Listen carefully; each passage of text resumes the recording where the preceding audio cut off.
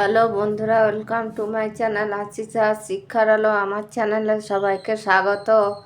আজকে আমি তোমাদের ক্লাস 9-এর বাংলা চ্যাপ্টার থেকে লেখাচ্ছি। দেখো, খিয়া কবিতার আগে ভিডিওতে লিখিয়েছি, এখন দেখো 5 নম্বরে প্রশ্ন অ্যান্সার লেখাচ্ছি, 5 মার্কের।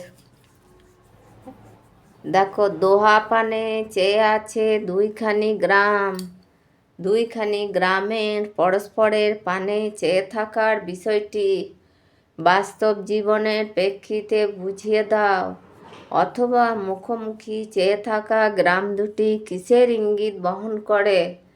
এবার বাস্তব জীবনের তাৎপর্য। অ্যান্সার দেখো, বিশ্ব সাহিত্যিক রবীন্দ্রনাথ ঠাকুর তার জীবন বোধের আলোকে প্রত্যক্ষ করেছেন নদীর দুই তীরে অবস্থিত দুটি গ্রামকে এবং উপলব্ধি করেছেন এই পরিবর্তনশীল সমাজে তাদের সজীব সত্তাকে। তারা যেন পরস্পরের প্রতি প্রেম প্রীতি ভালোবাসা দুঃখ বেদনা নিয়ে এক শরীরীয় অস্তিত্বে অবস্থান করেছে, একে অপরের দিকে সমবেদনায় দৃষ্টিতে তাকিয়াছে।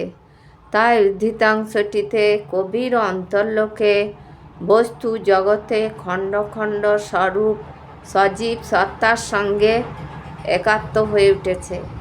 তবে তাকিয়ে থাকা এই আবেগ শুধু জাগতিক ভাবনারই প্রতিফলন, তার সঙ্গে জড়িত অমৃত লোকের সংযোগ। খিয়া কবিতায় শেষাংশে জন্ম মৃত্যু নিত্য ঘটনা নদীর বুক চিরে বয়ে চলা খিয়া তরণীর রূপ ধরে যেন বঞ্চিত হতে চেয়েছে।